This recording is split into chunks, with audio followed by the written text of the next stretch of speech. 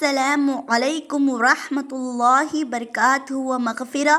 امید کرتی ہوں کہ آپ تمام حاضرین و ناظرین خیر و عافیت کے ساتھ ہوں گے۔ آج میں پھر آپ کے سامنے بہت ہی انٹرسٹڈ ویڈیو لے کر حاضر ہوئی ہوں۔ آج ہم بیان کریں گے دا ریئل اسٹوری آف حضرت آدم علیہ السلام، یعنی حضرت آدم علیہ السلام کا واقعہ بیان کریں گے۔ اس سے پہلے میں آپ سے کہنا چاہتی ہوں، آپ کو پروفٹ سیریز میں انٹرسٹ ہے تو آپ نغمہ حسینی چینل کو سبسکرائب کریں تاکہ آنے والی تمام اسلامک انفارمیشن آپ تک پہنچ سکے۔ تو آج ہم بیان کریں گے حضرت آدم علیہ السلام کا واقعہ، اور حضرت آدم علیہ السلام کا واقعہ بیان کریں گے کہ ہم لوگ جتنے بھی لوگ ہیں، ہم لوگ حضرت آدم علیہ السلام کی نسل میں سے ہیں، یعنی ہمارے جو باپ ہے وہ حضرت آدم علیہ السلام ہے۔ اور اللہ تبارک و تعالیٰ نے اگر سب سے پہلے کوئی نبی بنا کر بھیجا تو وہ حضرت آدم علیہ السلام ہے۔ سب سے پہلے نبی جو ہے حضرت آدم علیہ السلام ہے، اور ہم لوگ جتنے بھی انسان ہیں ہم لوگ حضرت آدم علیہ السلام کی نسلوں میں سے ہیں۔ تو اللہ تبارک و تعالیٰ نے جب حضرت آدم علیہ السلام کو جب بنایا، یعنی مٹی سے جب حضرت آدم علیہ السلام کو بنایا، اور حضرت آدم علیہ السلام کو جب اللہ تبارک و تعالیٰ نے مٹی سے بنایا تو اللہ تبارک و تعالیٰ نے اپنے ہاتھوں سے حضرت آدم علیہ السلام کو بنایا۔ اسی طریقے سے اللہ تبارک و تعالیٰ نے فرشتوں سے کہا کہ تم حضرت آدم علیہ السلام کو سجدہ کرو، تو تمام فرشتے نے حضرت آدم علیہ السلام کو سجدہ کیا۔ اور جب حضرت آدم علیہ السلام جب فرشتوں سے ان تمام اشیاء کے بارے میں پوچھا گیا تو فرشتوں نے لا علمی کا اظہار کیا، لیکن جب حضرت آدم علیہ السلام سے تمام چیزوں کے بارے میں پوچھا گیا تو ان تمام لوگوں نے جب حضرت آدم علیہ السلام کو ان تمام چیزوں کے بارے میں پوچھا گیا تو حضرت آدم علیہ السلام نے ان کا کام بھی بتایا، ان کا نام بھی بتایا، یہاں تک کہ دنیا میں آنے والی تمام چیزوں کے بارے میں بھی بتایا۔ تو فرشتے تمام حضرت آدم علیہ السلام کے معرفت ہو گئے، تو اللہ تبارک و تعالیٰ نے کہا کہ تم حضرت آدم علیہ السلام کو سجدہ کرو، تو تمام فرشتے نے جو ہے حضرت آدم علیہ السلام کو سجدہ کیا۔ کیا کیا؟ حضرت آدم علیہ السلام کو سجدہ کیا۔ لیکن جب اللہ تبارک و تعالیٰ نے اس ابلیس شیطان مردود سے کہا کہ تم حضرت آدم علیہ السلام کو سجدہ کرو، تو اس شیطان نے کہا کہ اے اللہ، میں ہرگز اس مٹی کے بنے ہوئے پتلے کو میں سجدہ نہیں کروں گا، کیونکہ اے اللہ تو نے مجھے آگ سے پیدا فرمایا ہے اور میں ان تمام چیزوں سے بہت ہی طاقتور ہوں اور میں تیری عبادت کرتا ہوں، میں ہرگز یہ مٹی سے بنے ہوئے پتلے کو میں سجدہ نہیں کروں گا۔ اس مردود نے یہ کہا کہ میں حضرت آدم علیہ السلام کو سجدہ نہیں کروں گا، تو اللہ تبارک و تعالیٰ نے اللہ تبارک و تعالیٰ نے اس مردود ابلیس سے کہا، اس شیطان مردود سے کہا کہ اے ابلیس تو چلا جا یہاں سے، میری نظروں سے دور ہو جا۔ تو شیطان اسی وقت اللہ تبارک و تعالیٰ سے کہتا ہے، اے اللہ، یہ جو مٹی کا پتلا تو نے بنایا ہے، اس کی آنے والی تمام نسلیں، جتنی بھی نسلیں ہوں گی، میں تمام نسلوں کو اس طریقے سے برباد کروں گا، جتنے بھی لوگ سیدھے راہ پہ جائیں گے میں ان لوگوں کو اس طریقے سے برباد کروں گا، ان لوگوں کو اتنی غلط راہ پر لے کر جاؤں گا۔ تو اللہ تبارک و تعالیٰ نے ارشاد فرمایا، اے مردود، اے شیطان،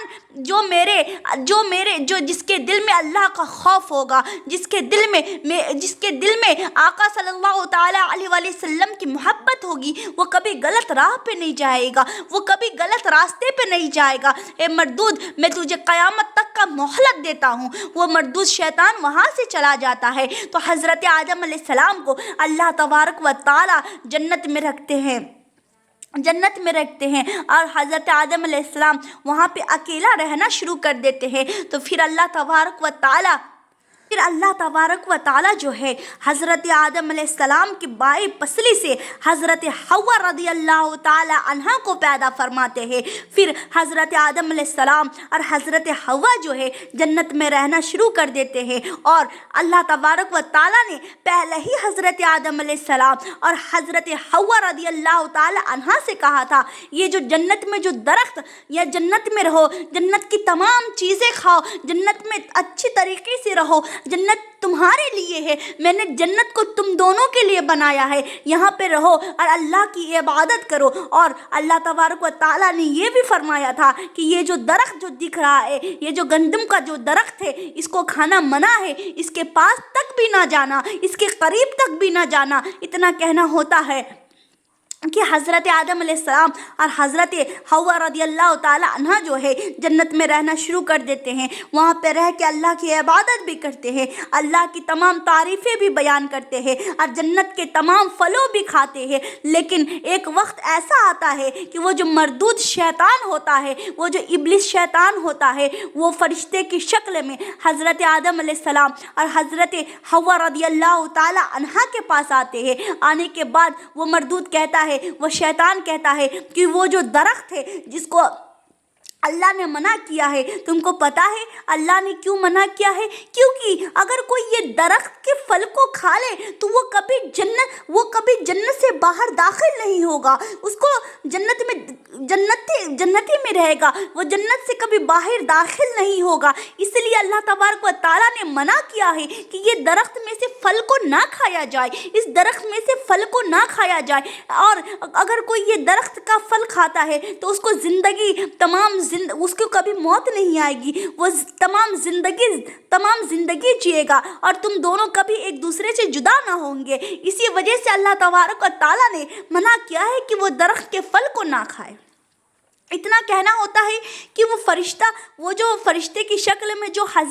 وہ جو ابلیس مردود جو رہتا ہے، وہ جو شیطان رہتا ہے، وہ وہاں سے چلا جاتا ہے۔ وہاں سے جانے کے بعد جو ہے حضرت حوا رضی اللہ تعالی عنہا کے دل میں خیال آتا ہے اور کہتی ہے کہ میں حضرت آدم علیہ السلام سے دور رہنا نہیں چاہتی، میں وہ پھل کو کھانا چاہتی ہوں۔ تو جب حضرت آدم علیہ السلام سے حضرت حوا رضی اللہ تعالی عنہا کہتی ہے کہ اے آدم علیہ السلام، چلیے ہم لوگ چل کر وہ درخت کے پھل کو کھا لیتے ہیں، اس درخت کے پھل کو کھا لیتے ہیں تاکہ ہم دونوں کبھی جنت سے باہر نہ جائیں، ہم لوگ کبھی جنت سے باہر نہ جائیں۔ اتنا کہنا ہوتا ہے حضرت آدم علیہ السلام منع کرتے ہیں کہ اللہ تبارک و تعالیٰ نے منع فرمایا ہے، لیکن حضرت حوا رضی اللہ تعالی عنہا کی ضد سے جو ہے حضرت آدم علیہ السلام اور حضرت حوا رضی اللہ تعالی عنہا جو ہے وہ درخت کے پاس جاتے ہیں اور وہ درخت کو توڑ کے جو ہے کھانے لگتے ہیں۔ جیسے ہی وہ درخت کے پھل کو کھاتے ہیں، اسی طریقے سے اللہ تبارک و تعالیٰ کا حکم آتا ہے کہ اے آدم، اے حوا، میں نے تجھے اس درخت سے منع کیا تھا کہ اس درخت کے پاس نہ جانا، اس درخت کے پاس جا کر اس درخت کو نہ کھانا، لیکن تم دونوں نے اللہ کے حکم کو نہ مانا، اللہ کے حکم کو نہ مانا۔ کیا تمہیں اپنے اللہ پہ بھروسہ نہیں تھا؟ تو حضرت آدم علیہ السلام کہتے ہیں کہ نہیں یا اللہ، تم ہمارے معبود ہے۔ وہ جو فرشتہ آیا تھا اس نے ایسی باتیں کہی، تو اللہ تبارک و تعالیٰ فرماتے ہیں کہ کیا میں نے تمہیں آگاہ نہیں کیا تھا کہ یہ مردود ہے، یہ شیطان ہے، یہ ابلیس ہے جو تمام آنے والی نسلوں کو برباد کر دے گی، تمام آنے والی نسلوں کو اللہ کی راہ سے جو ہے دور کر دے گی۔ کیا تم دونوں کو آگاہ نہیں کیا تھا؟ کیا میں نے تمہیں ان مردود کے بارے میں نہیں بتایا تھا؟ اللہ تبارک و تعالیٰ پھر حضرت آدم علیہ السلام، حضرت حوا جو ہے اللہ تبارک و تعالیٰ سے معافی مانگنا شروع کر دیتے ہیں اور کہتے ہیں کہ اللہ ہمیں معاف کر دے۔ تو اللہ تبارک و تعالیٰ ارشاد فرماتا ہے کہ تم دونوں نے غلطی کیا، تم دونوں کو سزا ملے گی۔ تو حضرت آدم علیہ السلام کو اللہ تبارک و تعالیٰ زمین پہ پھینک دیتے ہیں اور حضرت حوا رضی اللہ تعالی عنہا کو بھی دونوں کو الگ کر دیتے ہیں، دونوں کو الگ الگ جگہ پہ رکھ دیتے ہیں۔ حضرت آدم علیہ السلام اور حضرت حوا کو دونوں کو الگ کر دیتے ہیں، یہاں تک کہ حضرت آدم علیہ السلام جو رہتے ہیں، حضرت آدم علیہ السلام تمام 40 سال تک حضرت حوا رضی اللہ تعالیٰ عنہ سے جدا رہتے ہیں اور اللہ تبارک و تعالیٰ نے ان دونوں کو سزا دی تھی۔ یہ دونوں 40 دن تک 40 سال تک ایک دوسرے سے الگ رہتے ہیں اور اللہ کی عبادت کرتے ہیں، اللہ سے معافی مانگتے ہیں۔ پھر اللہ تبارک و تعالیٰ 40 سالوں کے بعد ان دونوں کی گناہوں کو معاف کرتے ہیں، اور معاف کرنے کے بعد جو ہے اللہ تبارک و تعالیٰ حضرت حوا اور حضرت آدم علیہ السلام کو جو ہے دونوں کی ملاقات ہوتی ہے۔ جب دونوں کی ملاقات ہوتی ہے تو حضرت آدم علیہ السلام اور حضرت حوا جو ہے ایک دوسرے سے لپٹ کر رونے لگتے ہیں، اور اللہ تبارک و تعالیٰ کا حکم آتا ہے کہ اے آدم، اے حوا، تم دونوں زمین پہ رہو گے، اور تم دونوں سے نسلیں پیدا ہوں گی اور آبادی بڑھیں گی اور جتنے بھی اللہ کے نبی آئیں گے تم ان کی عبادت، تم تمام ان کے پیغام کو اپنے تک رکھنا، تمام پیغاموں کو تمام بندوں تک پہنچانا، اتنا کہنا ہوتا ہے۔ اور یہ تھی حضرت آدم علیہ السلام کا واقعہ۔ آپ کو اسی طریقے کا پروفٹ سیریز یا واقعہ چاہیے تو ہمارے چینل نغمہ حسینی کو سبسکرائب کریے تاکہ آنے والی تمام اسلامک انفارمیشن آپ تک پہنچ سکے۔ پھر ملتے ہیں آپ کے ساتھ نیکسٹ ویڈیو میں، تب تک کے لیے خدا حافظ۔ السلام علیکم ورحمۃ اللہ وبرکاتہ۔ مغفرہ۔